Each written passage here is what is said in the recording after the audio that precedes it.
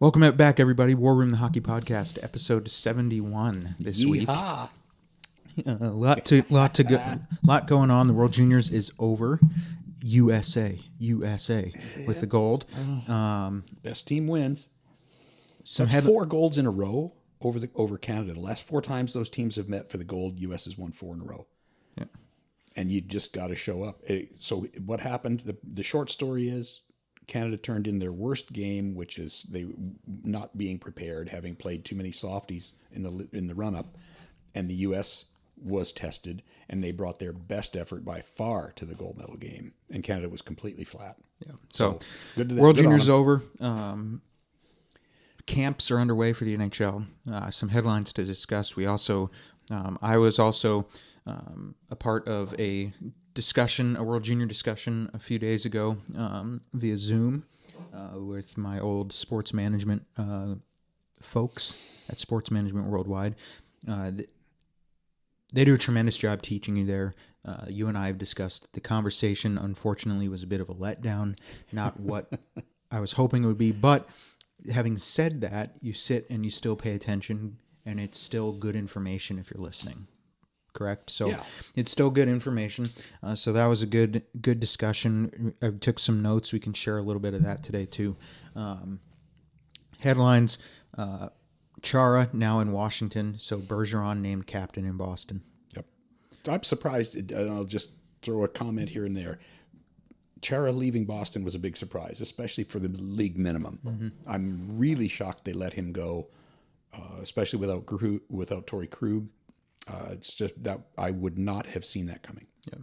So Bergeron is now captain in Boston, which, all due respect to Chara, I would have put the C on Bergeron a long time ago. But, each organization is different and each situation is different. But congratulations to Bergeron on that. Much deserved. Matthews set to kill penalties. We'll see. More time. The more he's on the ice, the better off everybody is. But yeah, we'll see how that goes. Chara adjusting, as we just mentioned, to Washington. Bjorkstrand signs extension in Columbus. Luke Kunin signs in Nashville. Dougie Hamilton wants to stay in Carolina. Is quoted as wanting to stay in Carolina. We'll see if that happens. But the big news that you mentioned before we went on recording was some of the injuries.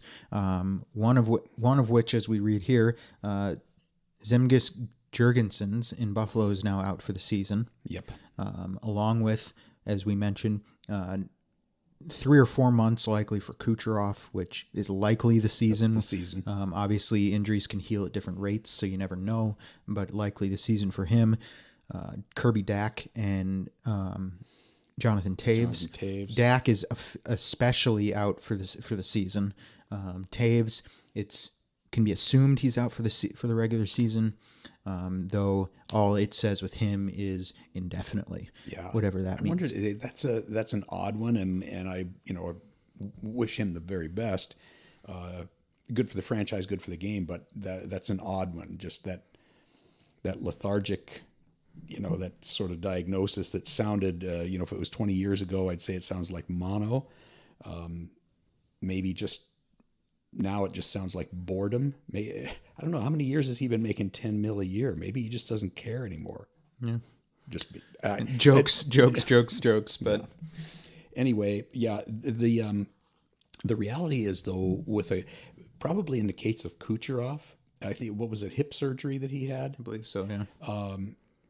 The good news is that in that conference, in that central conference or central division, Tampa is, they're in there with Detroit, Columbus, Nashville, Chicago, Carolina, and Florida. Tampa's going to make the playoffs with or without Kucherov, just like they did with or without Stamkos last year. But they're not going to have his cap hit. So they're instantly out of cap trouble because they put him on long-term injured reserve, and he's good to, rehab the the hip surgery and come back at the end of the season, and there's no cap in the playoffs. So it's a They haven't made get that out of jail announcement. free card. They haven't made that announcement with Taves, though, have they? No, they've not. To me, with Taves $10 million or whatever, I would put him on LTIR. Well, at least for the time being, until you can juggle around and find another way, absolutely. Absolutely, you do. But I mean that team needs him. He's a leader, and you know he performs, and he does a lot of things extremely well.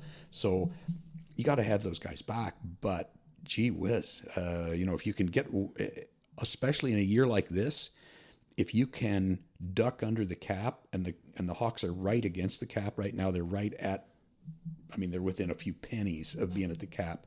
So if they can, if they need to replace him, and they can find a way to bring somebody in temporarily or somehow to circumvent that issue with long-term injury reserve, that's the way that is designed to work. Yeah. So, okay. Quick note as well, we also mentioned a little bit, and we won't name names for obvious reasons, but in today's world, right, wrong, or indifferent, in today's COVID world, I think it's safe to say when you read diagnosis or anything like that, and it says unfit to play, that it's likely COVID reasons, not injuries. It's likely a positive COVID test or things like that, which you are getting a number of teams are having players unfit going into camp, simply with the policies through the Players Association and the league. Exactly. That when you come back to your home cities for camp and everything, you have to quarantine for a week, and then within that week, you have to have 4 negative tests.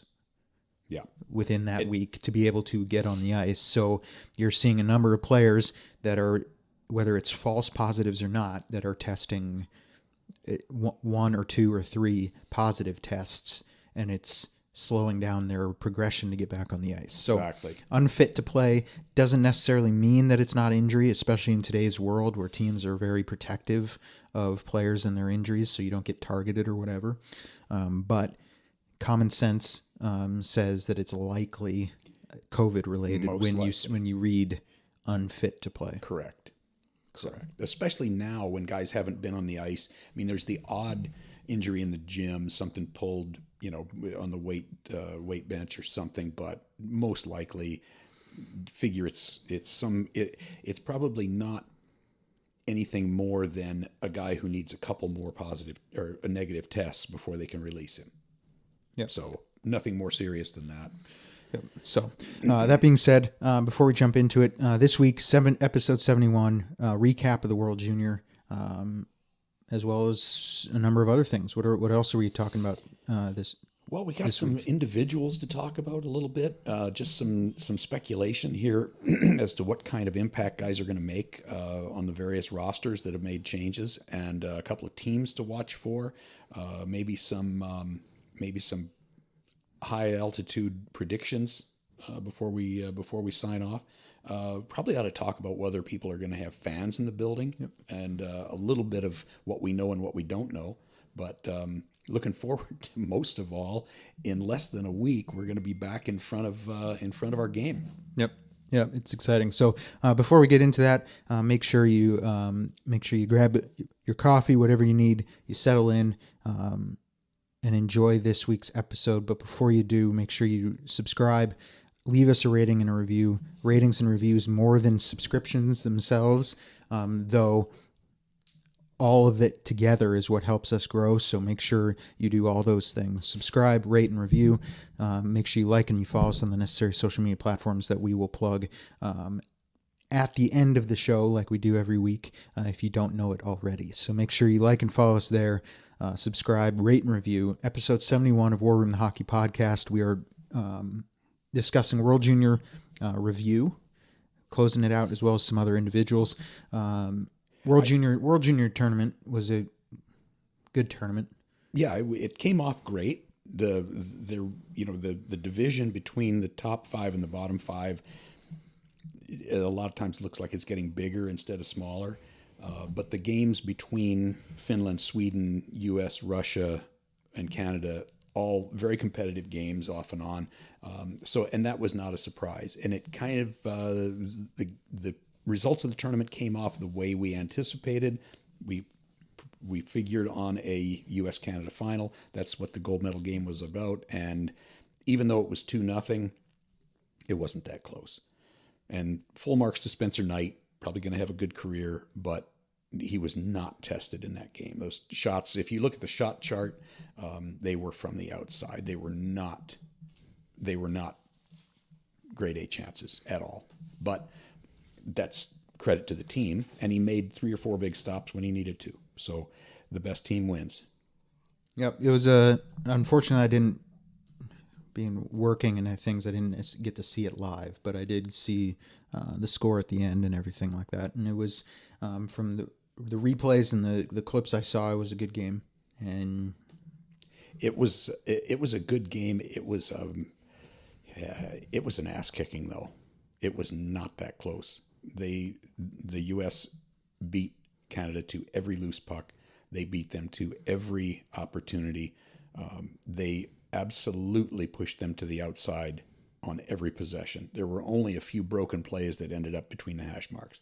Very seldom did Canada get the puck inside. So, in the end, it's at least it wasn't decided by a controversial call. Yep. It wasn't decided by a lucky bounce or anything else. It was a good old whipping.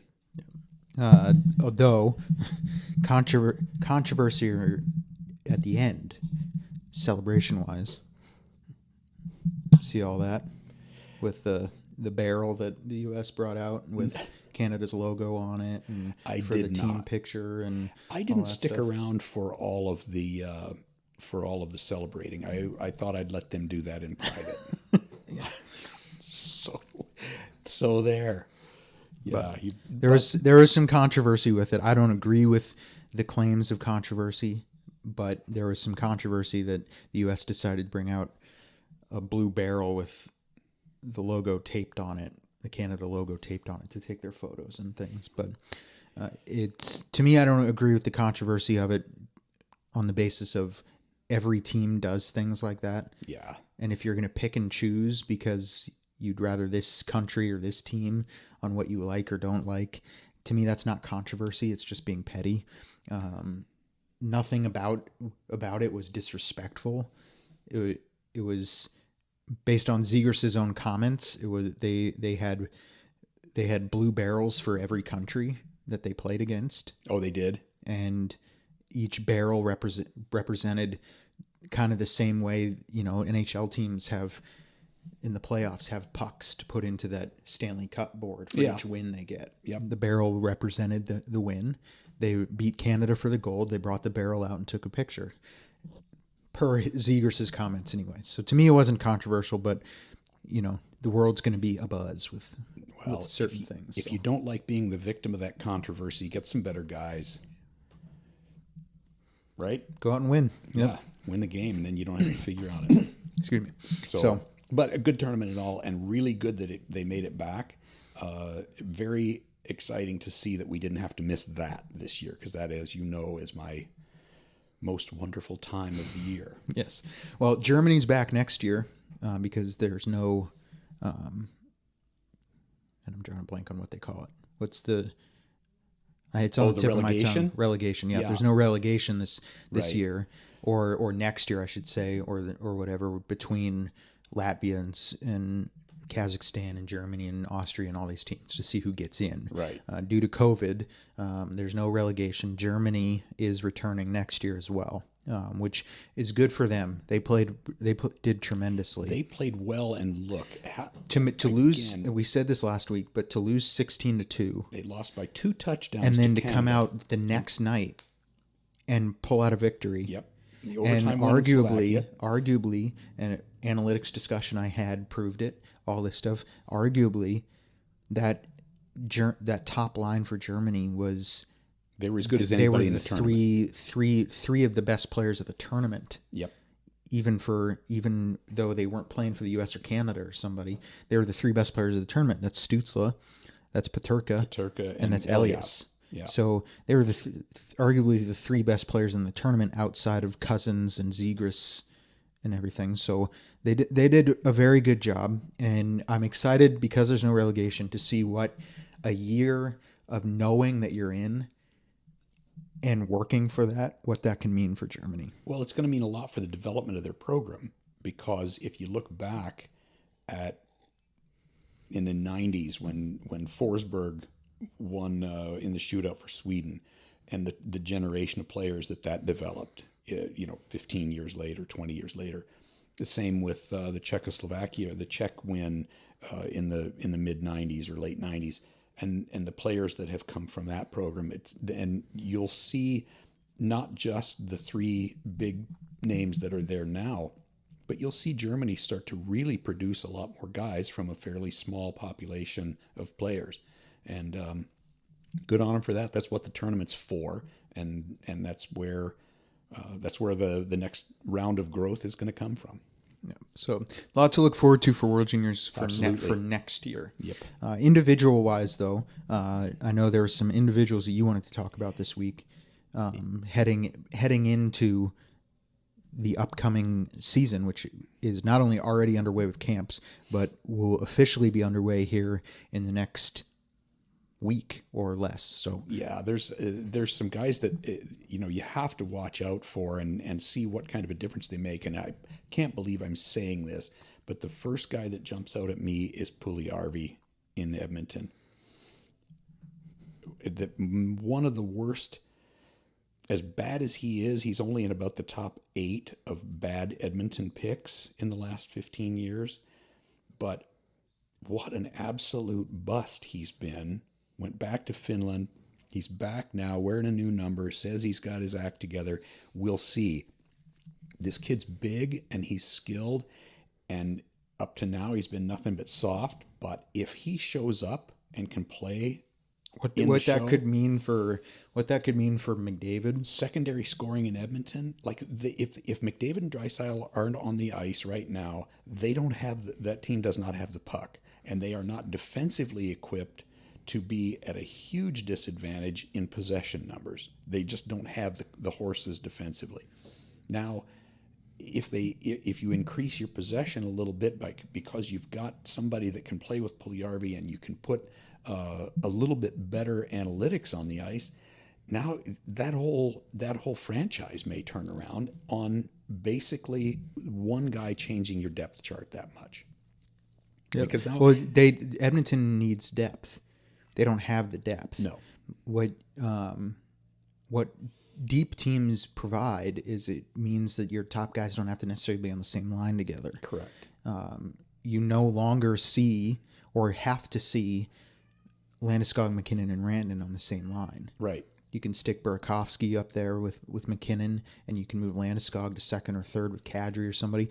The point is, you don't need, with depth, you don't need your 1, 2, or 3 big guys out there together. And so if Puljujärvi can bounce back and have himself a resurgence, kind of like Nichushkin's having in Colorado. Exactly. Good example. You can now put Puljujärvi with McDavid, or you can leave Draisaitl with McDavid and put Puljujärvi with Nugent Hopkins or somebody, and now you've got at least 2 lines there that can do something. Yes, and you've got Kyle Turris, who's serviceable. You got Alex Chason, who's proven to be effective. Because ultimately the goal is you want to create matchups. Yeah, you're so easy to game plan if you got one matchups, line. And when you're just McDavid and Draisaitl, you kind of have to put them on the same line for it to be effective. And at that point, it's easy for any defensive pair to come out and shut them down. So, hoping too, with Edmonton in mind, hoping that Tyson Barrie can make a difference and revive his career from that stop in Toronto. Been one of the top 5 scoring defensemen in the league for many years, and just really never found the right fit. But if he can find a home, they re-signed Ethan Bear, which is he's extremely serviceable on the second pair. Slater Koekkoek is a good third pair guy, so they're okay. You're only as good as your goaltender, so we'll see where my question, Smitty and Koskinen can take. That's where my next question was. What do you do we see Mike Smith being able to backstop you to any success if up front you're producing? Well, there again, as with any goaltender, you just can't face a bombardment of shots from the house. You can't get that kind of quality shots. You cannot give those up, or anybody's going to be exposed. So your goaltender becomes a whole lot better when the shots are pushed to the outside and they're limited a little bit more, and whether it's off the rush or the cycle. So your 5-man defensive game can make or break a goaltender, and it's simple. And we've seen it happen to Carey Price in lean years in Montreal. You see it happen to just about everybody. So there again, they're going to look a lot better if the team defense is better. And I'm a huge believer in Dave Tippett. So I really expect a bunch of guys there that are C+, B- players to play way above their weight class, because he is just that kind of a coach. So until they get a little bit better depth developed there, I think they're going to be okay. Problem is, in that division, in that North Division, 7 teams from Canada, you got to presume that Edmonton's going to be one of the bubble teams. Maybe Ottawa bringing up the rear. They've made huge strides, but they're not ready to go quite yet. Montreal has been like, Montreal is that's who I want to be right now, is Montreal, and what they've done in the offseason. Josh Anderson and Tyler Toffoli. They got an A defense. They've got an A goaltender with an A- backup goaltender, and they just added so much size and grit and talent up front and speed that, I'm going to have to start hating them again. But I think Vancouver is a playoff team. So Vancouver, Edmonton, Calgary are going to be in that bubble hunt with Edmonton, or with Winnipeg, for the last 2 spots. That's going to be fun. Don't see Ottawa. I love what they did, and as we talked about after, because remember with the, and Adam, again, you didn't include Toronto there either. So remember it's not East-West even in the Canada division. No. So it's its own division, and it's the top 4 teams from the division. So if they were back in the regular alignment, and let's hope they are next year, but if they're back in the regular alignment on paper, there's probably at least, I'm going to say 6 of these Canadian teams make the playoffs. Maybe not Ottawa this year, but holy smokes, Ottawa got better. Ottawa improved more than anyone in the offseason from the draft and signings, but just not yet. They're just Derek Stepan is a solid veteran presence. Connor Brown's a workhorse. And Paquette is a fantastic pickup. But if they get anything out of Stützle, if Alex Galchenyuk figures out how to be a pro, Batherson comes along, Alex Formanton, Logan Brown, they're terrific on defense. They've got size and mobility on defense. They could be extremely good, but they still most likely are a year to 2 years away. So your 4 Canadian playoff teams then are Vancouver, Edmonton, Calgary, and Winnipeg. Let me think that one over for just a minute. Because part of the reason I ask is it's no secret you're a Leafs fan, and well, for once I like what they did, but you left them out of the playoff discussion. I thought it was just understood. So it was automatic. So I'm just trying to clarify the playoff setup for this year with the division alignments, just in case you either forgot about it or wanted to throw Toronto in the playoff mix. With the size and veteran presence they added, I like Toronto and Montreal at the top of that division. Vancouver is a playoff team if they stay healthy, especially adding Travis Hamonic. So Toronto and Montreal are playoff teams to you. Yes. So your mention of the 4 Western ones was that they are in contention to compete for it. Yeah, the bottom 2 spots in that division will come down to those 4 teams. Calgary, is what you're saying. Vancouver, Edmonton, and Winnipeg. And But Toronto and Montreal are in the playoffs. Yes. Okay. Just wanted to clarify that. Okay. So, and I like the Hamonic signing In Vancouver. in Vancouver for sure. He shores up what they're missing when they lost Tanev in the off season. So he's and he's a good kid. I hope, I want the best for that guy, and he should be a good addition. We've talked about why he hadn't signed. He's on a PTO, which is a little odd, but that's a cap situation. It's like Hoffman in St. Louis. Correct. So, no, yeah, agreed. So, So that's I like what those guys have done. So if we move away to the East Division, 2 New York teams: New Jersey, Washington, Buffalo, Pittsburgh, the Flyers, and Boston. Got to figure the Rangers are going to be sturdy again. I like the Rangers. They've improved a lot. I like the Islanders. They're well coached, and they've got a good solid team there.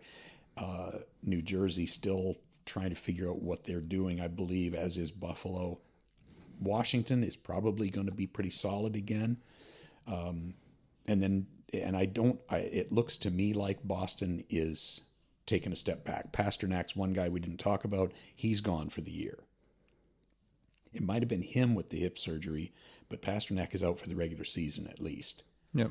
So without him and without Chara and without Torrey Krug, I don't see that team being able to really compete at the top of the division. And possibly, I like the Flyers a lot, and you got to still like Pittsburgh. Boston may struggle with Washington and the Islanders. Boston may struggle to make the playoffs. It's just kind of, I got nothing against them other than they knock the Leafs out in the first round every single year. But otherwise, I just don't. I think that team is in too tough a sledding to compete. How about you? So we're making early predictions on who we think playoff teams are from these divisions, correct? Is that what we're doing? Why not? Okay. North Division, Toronto, Montreal, Calgary, Yeah. and Vancouver. Yeah.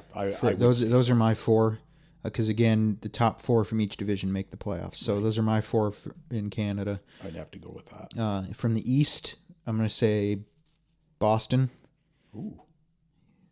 Well, did you not have them making it No. at all? No. Interesting. Yeah. I don't think so. Philadelphia, Like the Flyers. Washington, and see, this one's hard because I like what the Islanders can do. I think the Rangers are there to compete. It's hard to look past as long as they're in the lineup and they're playing. It's hard to look past Crosby and Pittsburgh. Yep.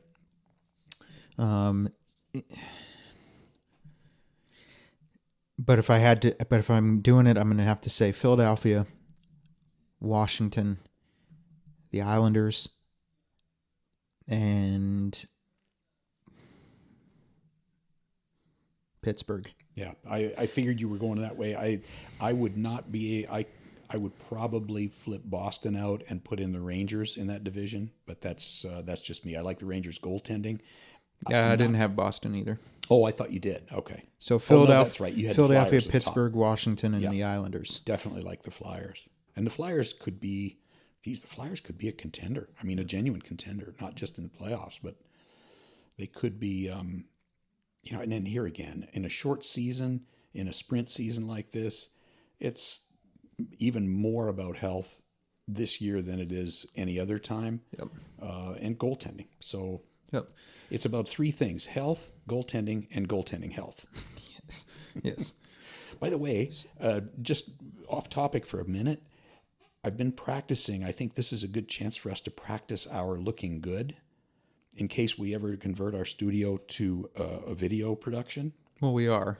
Then I think our ratings and reviews are going to go way up when people see how incredibly Well, good our ratings we and look. reviews are going to go way Don't up you? because we already look good. Our men inherently look good. So it's just going to come natural. But since you brought it up, that surprise, it's not much of a surprise. It is what it is. But that surprise can now be mentioned. The things that we are working on with War Room is that we are developing a bit of a official studio, and we are going to begin at some point in the coming months, as we finalize it all, putting not only audio but video podcasts on YouTube as well. So War Room will be on YouTube as well as Spotify and Apple Podcasts in the coming months. More to that when we get there, since you brought it up. Well, it's still speculation at this point, but I presume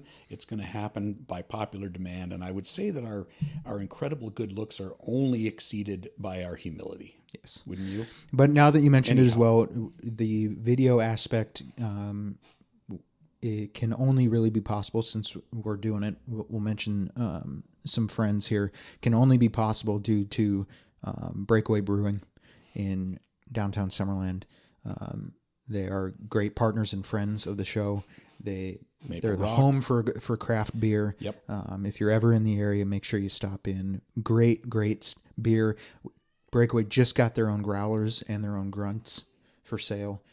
So stop in and pick one of those up. Great choices. The menu now has the most beers that Breakaway has had since its inception, since it opened.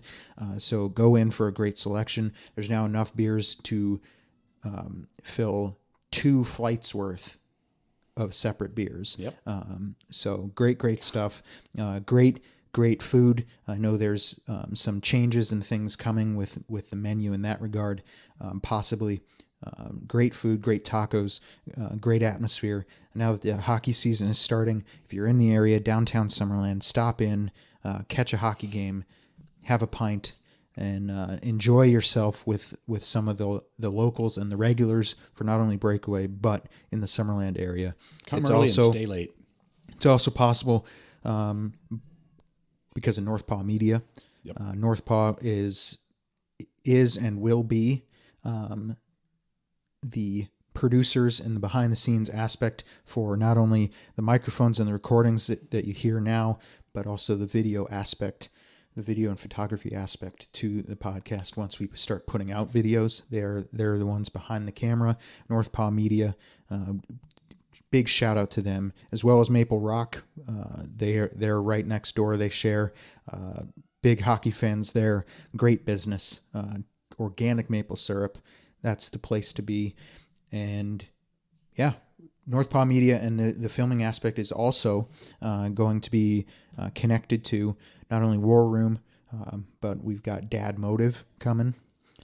We've got podcast my wife and I do, which we haven't done in a while for obvious reasons, but the blessings of life.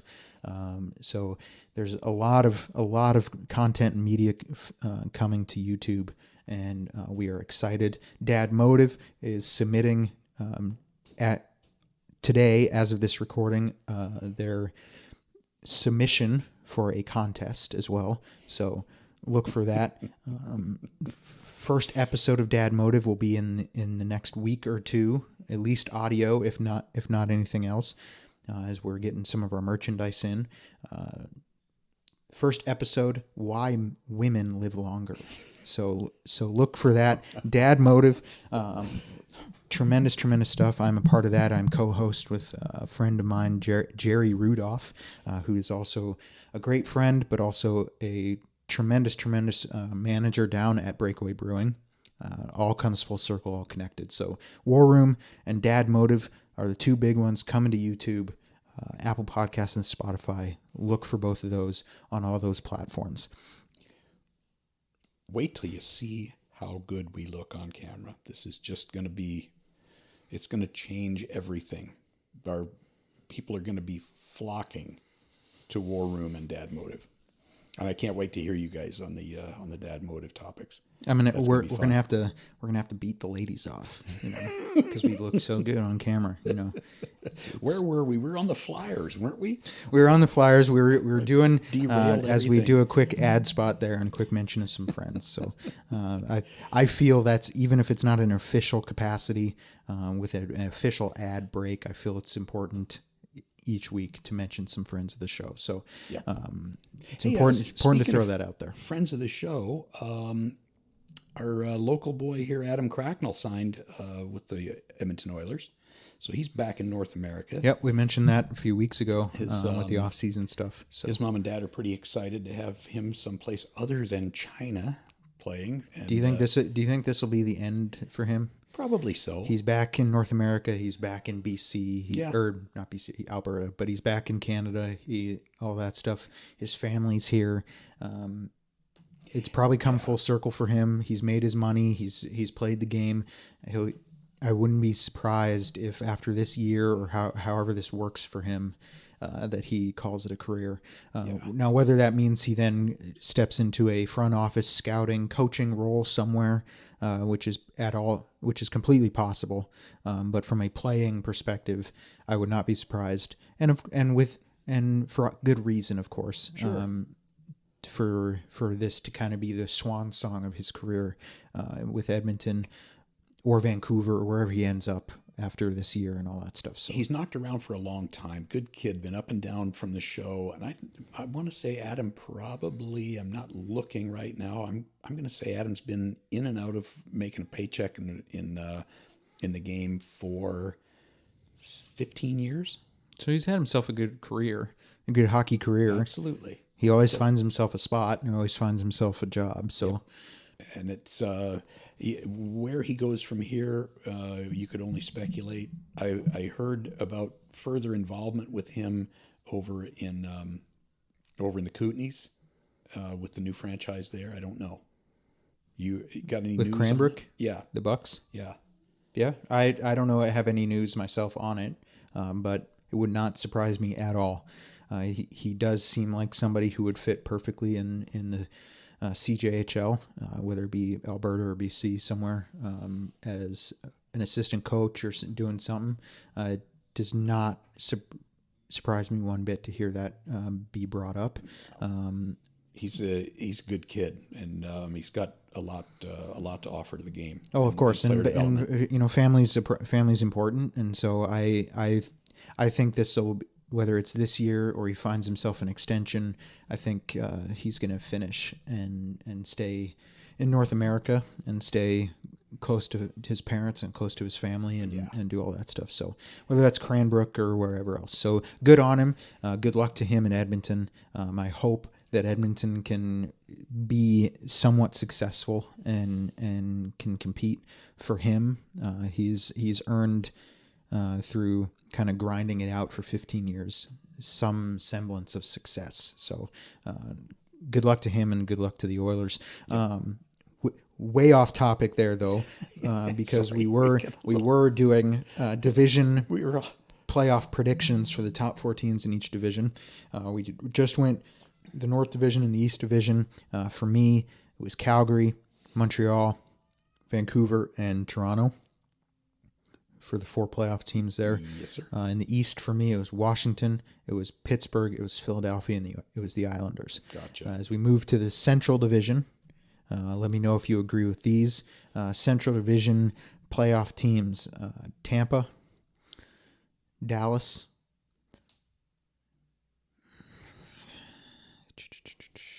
Carolina, and Columbus. Columbus, Florida, and Nashville will be in that sword fight for the last spot. That's kind of where I was at. I was debating. It was either Columbus, Florida, or Nashville for my last pick there. Unfortunately for Chicago and Detroit, they're not going to be able to keep up. I think Chicago did a lot of really good things this year. Detroit is probably bottomed out and getting ready to start making some improvements, but they're a few years away, as decimated as they were. So you got 3 teams looking at that last spot in that division. I agree with you. In the West, unique divisions all the way around, but a unique Western Conference. In the West, 4 teams: Vegas, St. Louis, Colorado, and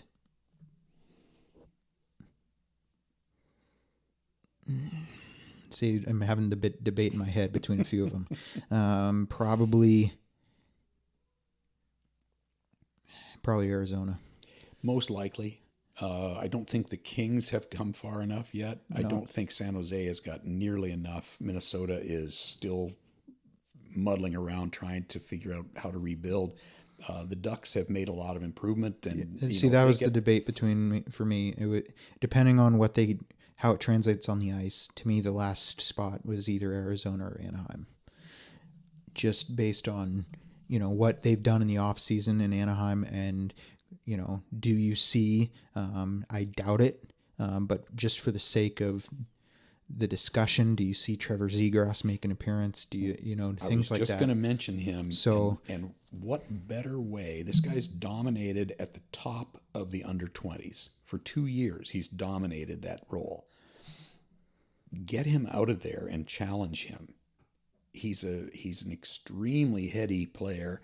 He needs the opportunity to be challenged in the show and be mentored by guys like Adam Henrique and Ryan Getzlaf. And those are two of the best guys that you could want to look up to playing down the middle in Anaheim. He should be at least the second or third line center in Anaheim. He might start at the 4 hole, but this kid needs a chance. I know Bob Murray is very, very reluctant to bring guys along quickly, but this kid needs to prove that he shouldn't be there rather than the fact that he should. Yeah. So absolutely 100% he should be in the lineup opening night. Well, to me, it's with Zegras, it's like Byram in Colorado. He's already proven and earned the right to be there. Yep. Now bring him in and let him, it's his opportunity then to waste. So right. now he's there. You've earned it. You've proven it. You deserve it. So now run with it, or we send you back. And so look, this is what a good coach does. You put the guys in positions to succeed. You can protect in Anaheim with Henrique and Getzlaf. You can protect Trevor Zegras from bad matchups. You can challenge him if he proves himself. You can keep him with good, honest defense pairs when his line is out there, so that he's not task overloaded with defensive responsibility, and let him try to make scorers out of some of the guys like Silverberg, Raquel, Milano, Troy Terry. Like, let him try to. They've got some proven scorers on this team. Sam Steele, Max Jones. Let Zegras bring these guys along. Look what he does at the top level under 20 in the world. Yep. So absolutely bring him along. And if you get good play out of him, they're solid enough on defense, and they've got Gibson in net. I don't see why they can't compete for a playoff spot. Yep. So now based on that, who comes out of each division in the playoffs? Now, because remember, I can't remember if I told you this or not, or if you know this. Remember, you then play within your division in the playoffs. Down to so 1 through 4 will play each other, and whoever comes out of that in those 2 different matchups, 1 plays 4, 2 plays 3. The winners then play each other, and then the winner of that goes on to the semifinals. The semis, the round of 4, which is the right to earn your spot in the Stanley Cup Finals. So who comes out of each division based on the 4 teams that we chose? Colorado in the West. To me, Tampa in the Central. Yeah. I'm going to take the Flyers in the East, and I'm going to go out on a limb here and take Montreal in the North. I think they're going to ride Carey Price to the end. I like those 4. East for me, Philadelphia. Central, Tampa Bay. West, Colorado. North, it's going to come down to... see, I don't know if Calgary's there or not. So, to compete for a long run anyway. Yeah. For me, it's either going to be Toronto or Montreal. We almost agreed there across the board. Did you notice Pretty much, yeah. So, to me, it's Toronto or Montreal in the North, which would then put Toronto or Montreal against Philadelphia. And it would put Tampa Bay against Colorado. Yep. And again, you're going to get unique Stanley Cup Final matchups then, You could get East teams like East versus East, or you have could get a West versus West, yeah, or you whatever. could have So a Calgary Colorado final. You could have a Tampa Montreal or Tampa Toronto final. my predictions for the Stanley Cup final matchup is going to be. Please tell me it's Colorado Toronto. Please tell me that. Well, that would be for me because you didn't pick Toronto. So I can't. you didn't pick your own just team. can't. So for me, it's going to be Colorado and out of Philly or Montreal or Toronto. Probably Colorado and right now it's hard to go against Philadelphia. Okay. Yeah, I got that. You know what? I like them at the very top of the league. To me, Colorado, my Stanley Cup final matchup, Colorado, Philadelphia. I'm gonna take Colorado Montreal unless it can be Colorado and the Leafs, which would be both a dream come true and a nightmare. I don't know if I could watch in with our you then, in our household, but anyway, and you're gonna, and I don't know if I want that either because you're gonna try and brainwash your grandchild, your grandson, to cheer for the Leafs over his dad's team, which is the Avalanche. So a lot to that one, it's but what I do. yes. So anything else we need to discuss this week? We kind of covered it all. Individuals, a little bit of predictions, headlines, World Junior Review, all that stuff. As well as making the maybe not so surprising announcement that we will eventually be doing some video podcasts. So I want to see. I know there are places where you're going to have fans from week one. There are places where you may not see fans for a month or two, and I'm curious to see how that works. It's going to be really interesting, especially, God forbid, that there are positive tests, regardless of the fact that there aren't any deaths. See how the league handles that. They've done everything possible so far, and we've been talking about this since this whole shutdown thing, 8-10 months ago. I got to give props to the league office and the PA and the way they cooperate with health officials and each other. They got a very, very, very complex financial deal done with the PA and with the owners. They have figured out logistics of how to put this season together so that we can at least have that 56-game schedule. And the amount of moving parts here, we don't have enough hours in the day to talk about how many weeks of 20-hour days these guys put in to get this done.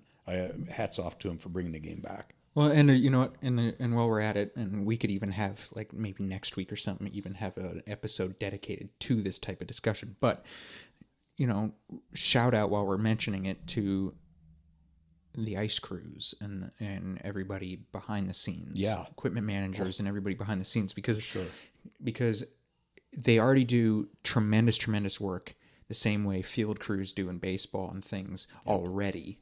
But can you imagine the amount of work that they're going to have to do this year with the 56-game schedule compacted, as well as all the COVID regulations and restrictions? So that's a great point. There's no rest for the wicked with them. They're going to do their regular duties, but then, and we mentioned this before, the schedule is 2. So Chicago play Columbus, day off, play Columbus, and then move on to, right? So they're doing 2-game series. In that day off, and I don't think there's anybody has a back-to-back, I don't think. An official traditional back-to-back, I don't think. So everybody has at least a day off in between the 2 games in their series.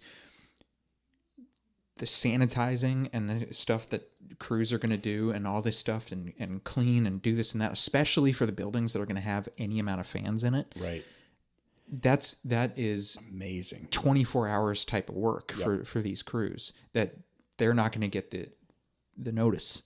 They're going to do all that, and the league is going to get props for bringing it back and bringing back games, and teams are going to get props for being successful or for this trade or for whatever. But the crews behind the scenes that mop and sweep and do the ice and clean and sharpen skates and do this and that, in already. So shout out to them on any other given year or season for the stuff they do game in and game out. But for what they do on short notice with winter classics and things like that, but what they do on short notice at all the buildings since the announcement that January 13th was the start, to get ice in, to get it painted, to get everything ready, clean and sanitized, just to get it ready. And then the work they're going to have to do throughout the next 5 months to keep things COVID friendly and all that. Like, it's bad enough when times are normal. So applaud your them. training staff and your equipment guys, you're sharpening skates, doing laundry, making sure guys equip. I mean, every player now takes so much attention because of sticks and helmet and safety issues and special equipment to protect an injury and things like that. In addition to packing and unpacking everything, getting it on the bus, and getting to the next town. These guys work 15-hour days, 7 days a week, as it is. Throw in some China virus issues, and all of a sudden, holy smokes, this is a mess. And good on you for mentioning that, because the television and production crews, the people that run those buildings every night and put on the video shows and the sound and just the vendors and everything going on in there, like, it's all going to take a double effort to make it work. And it was bad enough when times were normal. It's going to be amazing now. And every one of those guys deserves, every one of those people, whoever they are, boy, when you watch a game, for every player that's visible to you on camera, there's about 20 behind the scenes making it happen that work way longer hours than the players do. Yep. No offense, but that's just the way it is. And I'm glad you brought that up. It's a good point. Yep. So but anyway, a shout out to them and applaud to them ahead of time here, because the work is only just beginning on any given season, on any given day, but especially for 2021. So shout out to them, applaud them. They will do and already do tremendous stuff. So they are the what's the good analogy? They're the oil that keeps the engine running, I guess. Absolutely. Is the right way to say it. They are. Yeah. But other than that, a lot to look forward to in the coming week. By this time next week, the season will be underway. Wow. They're officially underway. That'd be awesome. And then on top of that, we're going to have a lot of content here too, because things are going to progress real quick, not only with 56 games. Every day, pretty much, you're going to have a game to watch or talk about, and no week off, no all-star break, nothing. No. So it's just going to go. No bye week. But also, real quick here, now that they're back, talk, speculation, everything around the expansion draft and all that stuff for Seattle, because that's this summer. It is indeed. And so far, there's no reports that they're going to postpone it and push it back for another year, and they won't financially. So it's going to move quick here too on Seattle and everything around them. So who and how do teams protect players? You know, all that stuff around the expansion draft, trades throughout the season in preparation for it. Like, it's going to move quick, not just for the season, but for Seattle as well. So a lot to digest and a lot to talk about. If you are a family member of someone in the GM's office in the National Hockey League right now, take a picture of them, tell them you love them. You'll see them in about a year. With the expansion draft coming, with a shortened season, with scouting challenges because of the various developmental leagues that may or may not be playing, with all of the COVID challenges, with the challenges economically that the league and the PA have to go through, in addition to a flat cap and expiring contracts and RFAs and UFAs, like, just, I would never go so far as to say I feel sorry for a GM, but they work long, incredibly grueling hours, as the support staff does. They work a long time, even when things are good. So when all these challenges are put in place, these poor guys are going to be sleeping on the couch a whole lot. Hey, if you're a loved one or a family member of the Rower men, we'll see you in a year with all this stuff that's going to happen. We're swamped. I don't know how we keep up as it is. Anyway, and you know what? I can't believe I didn't mention this earlier. I should have mentioned it in the headline and the build-up, but the AHL February 5th is coming back. That's a big deal. That is a big deal. So that really changes everything in regards to our discussion last week about taxi squads and everything like that. However, Charlotte Checkers, Milwaukee Admirals, and I believe it's Springfield. I'm drawing a blank on the third team, but 3 teams from the AHL have opted out. So those players are now on loan to which other means they're clubs, correct? I don't know how that's going to work. Do they kind of like San Antonio for a couple years?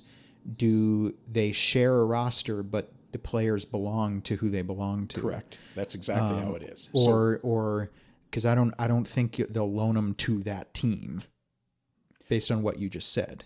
Because based on how it sounded that you just said was that, are they on loan to other teams, as in? No, okay. If you are, because I think I know what you meant. I just want to clarify. They're not on loan if you're in the Chicago system. No, you're not on loan to the St. Louis Blues. No, you're not crossing those borders. But you are on loan to their AHL team. Yes, if you're Milwaukee Admiral and you're not going to play, and they're loaning you to another AHL club, that these guys need a goaltender. Same thing happened with our I'm drawing the blank now. The kid in St. Louis, the goaltender. How do I a year later don't remember who won the Conn Smythe? Oh, that was O'Reilly. But yeah. Anyhow, was on loan. He refused to report to the East Coast League. He was going down to the AHL. Oh, I know. He's their starting goaltender, and I'm drawing a blank on his name. I'm not going to the coast. I don't care. So they loaned him to Providence in the Boston system. A couple months later, he's in the Blues net, taking over for Jake Allen, and wins himself a tidy little Stanley Cup. So yeah, now that we've cleared that up, and I made sure I understood you correctly on what you meant. Those players from those teams are now going to be sprinkled throughout the AHL where rosters allow. Correct. And they will still be accessed by the Nashville Predators if the Nashville Predators need a Milwaukee guy. Correct. It's just that guy may be playing for the Chicago Wolves. Correct. So that's all. So and there's Jordan Bennington, by the way. Yes. I knew his name and drawn a blank. But so that they'll still have access. So taxi squads won't necessarily be a thing. It's just they'll be sprinkled in with other organizations. Right. So far, those are the only 3 teams that have opted out of playing. Another egg beater thrown into the cap situation, because they had this all worked out with taxi squads and how it affects the salary cap and call-ups and sending guys back and day-to-day management of your cap. And now with the AHL resuming play, all things being what they appear to be, that's going to make a little bit more certainty around what your cap's going to look like for the remainder of the regular season. No. Anyway, when we are on video, and I draw a blank on something as simple as Jordan Bennington, I'm going to have to be careful not to try to gouge my ear with a ballpoint pen until I figure out what the name of the kid is. It's the beauty of sitting here with computers too. You can look it up. The beauty too, the hope with the studio that we're trying to throw together. It'll be a shared studio again with Dad Motive and things. The hope is to have some sort of TV screen in there that you can also use while on video to show certain things or do whatever, which we can use for research purposes and doing all that stuff as well. So, I don't know what your plan is as far as production is concerned, but can I just request that we do not bring Louis back? Louis gone. Okay. Louis disappeared. He was Louis like the deadbeat dad that decided, oh, you're pregnant. Sorry, I'm gone. We gave him one piece of constructive criticism, and I haven't seen him or heard from him in months. Out he goes. So as far as I'm concerned, he's gone. So the club no Louis. No Louis. No Louis. The club is moving in a different direction. Maybe maybe, and I've interviewed him already, maybe Turd Ferguson. Oh, you know, We'll see how well that works see if we out. can afford him. I understand he's quite pricey. Maybe Turd Ferguson. So anyway, Hey. a lot to look forward to in the coming week. Thank you for joining this week in this studio Yes, as we work on throwing together a new one. I want to thank our listeners for continuing to tune in. Our listeners are the driving force behind what we do, and we can't thank you enough for the support. Make sure you head to Facebook and Instagram. That's Warm the Hockey Podcast and at Warm the Hockey Podcast, respectively. Make sure you like us and follow us there. Make sure you head to Apple Podcasts and Spotify. Make sure you subscribe. And the big ones, rate and review. Obviously, we know that it won't be anything less than a 5-star rating and a tremendous review, but nonetheless, leave a rating and a review. And before you know it, there will be another call to action once we are on YouTube to subscribe and hit the notification bell. And yeah, lots of things happening, lots of things to look forward to. Make sure you do all that stuff. Make sure you get excited, get ready for the upcoming NHL season. AHL season in February. Still a lot of questions around the CJHL, Major, Junior, things like that. The NCAA, though, is underway, so enjoy that. I'm Evan Rauer with Warm the Hockey Podcast, and I will see you all throughout the hockey community. Cheers. Cheers, everybody.